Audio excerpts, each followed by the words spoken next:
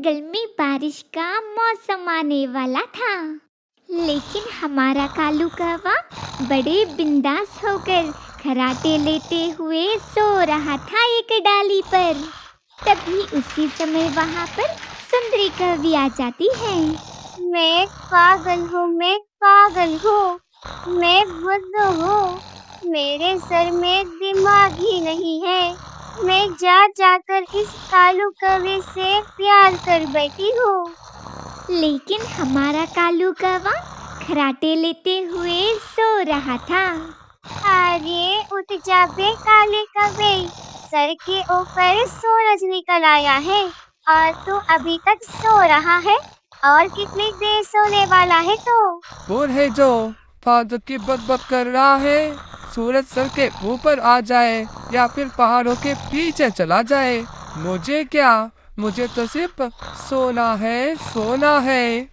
कालू कौवे की बातें सुनकर सुंदरी कवि को गुस्सा आ जाता है और सुंदरी कवि अपने पैरों से कालू कौवे को लात मार देती है। कालू कौवा टहनी से नीचे गिर जाता है। मर गया रे बाबा, मर गया। जंगल में भूकंप आ गया। बचा लो अपनी जान, बचा लो पक्षियों, जंगल छोड़कर भाग जाओ। सुंदरी कवि नीचे आती है। मेरी प्रेमिका, मेरी चमक चलो, भाग जाओ जंगल छोड़कर, जंगल में भूकंप आ गया है। चली जाओ, चली जाओ, चली जाओ। अरे क्या करूँ राम, मुझे काला कौवा मिल गया। हाय हाय काला कौवा मिल गया, वो भी बुद्धू वाला काला कौवा मिल गया, बुद्धू वाला काला कौवा मिल गया। ना दिन की खबर है, ना रात की खबर है, ना मेरी शादी की फिक्र है इस कालो कौवे को, इस कालो कौवे को। मैं क्या करूँ राम, मुझे काला कौवा मिल गया, मुझे बुद्धू मिल गया। अरे सुंदरी, ये प्यार भरी बातें करने का समय नहीं है, ये तो मुसीबत का समय है। देखो ना, जंगल में भूकंप आ गया। मैं ना ऊपर सो रहा था और अचानक से नीचे गिर गया। हे भगवान, ये तो सबसे बड़ा पागल कौवा है। न जाने किस गधे से मैं प्यार कर बैठी हूँ। अच्छा खासा जंगल है हमारा, यहाँ कोई भूकंप भूकंप नहीं आया है। मैंने तो तुझे लात मार कर जगाया है। ये क्या कह रही हो सुंदरी? तुमने मुझे लात मारा? तुम जानती भी हो मैं तुमसे शादी करने वाला हूँ, और तुम शादी से पहले ही मुझे लात मार रही हो। अगर शादी हो जाने के बाद तो तुम तो मुझे जान से मार डालोगी। हाँ हाँ मारूंगी और तुझे आग भी लगाऊंगी। प्यार प्यार ना रहा,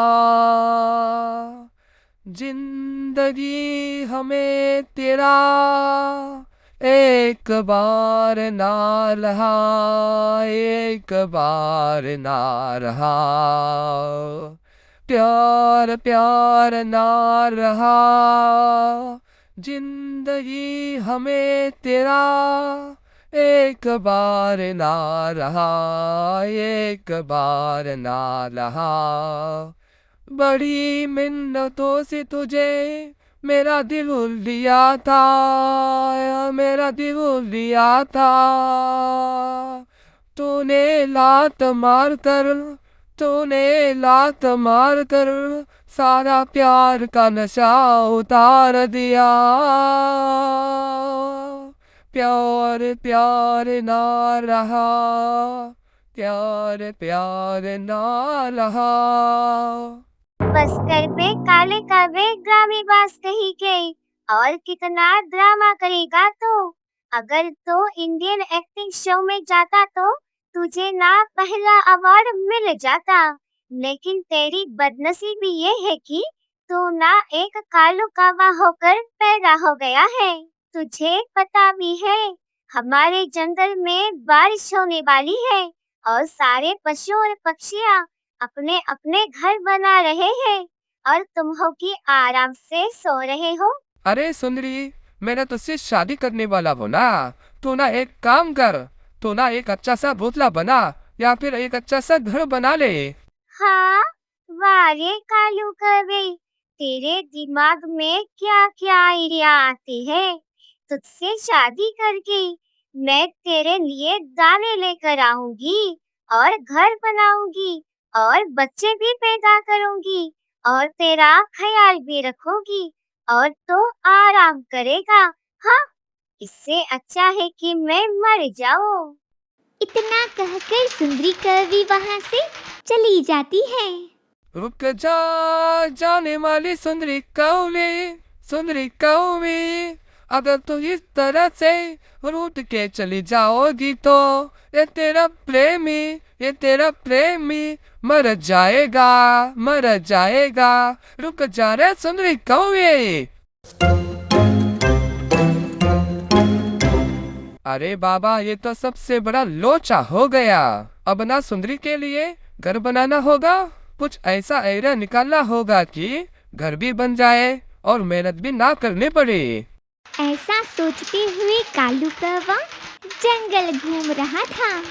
कालू कौवे की नजर तोते पर पड़ जाती है। अरे वो तोते, ये तो क्या बना रहा है? जंगल में बारिश का मौसम आने वाला है कालू कौवे, और मैं मेरे लिए एक अच्छा सा मजबूत घर बना रहा हूँ। कालू कौवे के शैतानी खोपड़ी से एक बढ़िया सा आइडिया आ जाता है। अरे तोते, मैं ना तुझे एक ऑफर दूंगा। कालू कौवे, तू मुझे कौन सा ऑफर देगा? अगर तोते मुझे तू इस घर में रहने की इजाजत दे देगा तो मैं ना तुझे हर दिन दाने ला कर दूंगा और दाने के साथ लाल मिर्ची भी ला कर दूंगा। तू ना बड़े मजे से दाने खाकर और लाल मिर्ची खाकर इस घर में रहना। बस मुझे इस घर में रहने की इजाजत दे दे। अरे कालू कौवे, मुझे कोई पागल कुत्ते ने नहीं काटा है जो तुझे मैं इस घर में रहने की इजाजत दे दूं। ना रे बाबा ना, तू सबसे बड़ा हरामी कौवा है। तू ना मुझे इस घर से धक्के मारकर निकाल देगा। तू ना यहाँ से 9-2-11 हो जा, वरना मुझसे बुरा कोई नहीं होगा।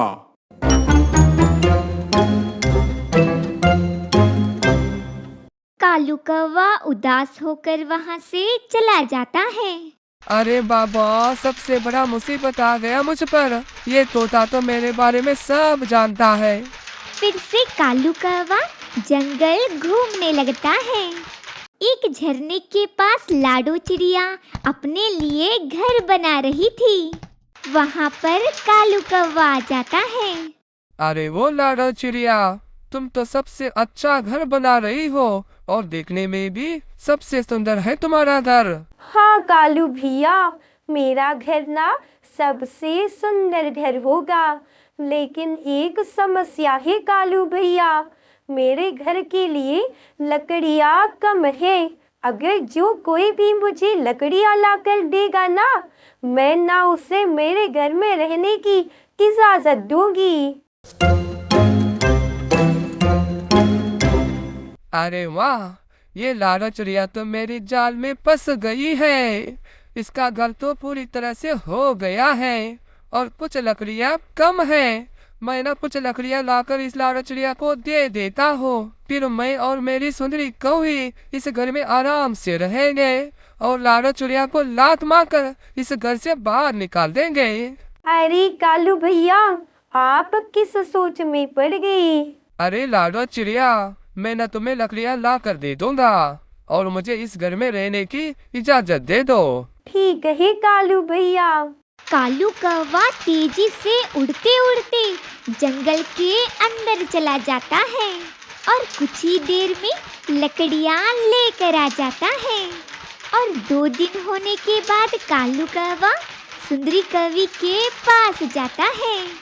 अरे रुक जा मेरी सुंदरी कौवी, मैंने तेरे लिए इस जंगल में सबसे मजबूत घर बनाया है। अगर तुझे कोई ऐतराज नहीं है तो चल उस घर को देखने जाएंगे। अरे ये हमारा फालतू कौवा, बेरोजगार कौवा, कामचोर कौवा, ये कैसे घर बना सकता है? अरे कालू सच बोलो सच, झूठ का महल या घर ज्यादा दिन टिक नहीं पाता। सुंदरी, मैं क्यों झूठ बोलूंगा? मैं ना तेरा होने वाला मर्द हूँ, मर्द। तुझे ना मुझ पर भरोसा रखना होगा। अगर तुझे भरोसा नहीं है तो मैं ना मेरी सौतीली माँ का कसम खाता हूँ, वो घर मेरा है, मेरा। सुंदरी कौवी और कालू कौवा घर की ओर जाते हैं। तभी कालू कौवे की और सुंदरी कौवे की बातें टुनटुन मौसी सुन लेती है। ओह, तो ये प्लान बनाया है कालू कौवे ने। मुझे ना ये बात लाडो चिड़िया को बतानी होगी। टुनटुन मौसी हड़बड़ी में उड़ते उड़ते लाडो चिड़िया के पास जाती है। अरे वो लाडो चिड़िया, क्या तुमने कालू कौवे को तेरे घर में रहने की इजाजत दे दी है? हाँ टुनटुन मौसी, मैंने कालू कौवे को मेरे घर में रहने की इजाजत दी है। क्या तुम नहीं जानती, वो कौवा सबसे बड़ा हरामी है, हरामी। वो ना हर साल किसी ना किसी पक्षी का घर छीन लेता है। वो बात तुम भी जानती हो और जंगल के सभी पक्षियाँ भी जानते हैं, फिर भी तुमने उसे अपने घर में रहने की इजाजत दे दी लाडो। अरे मौसी, मैं उस कालू कौवे के बारे में सब जानती हूँ। मैंने ना उसका भी इंतजाम पहले ही कर लिया है।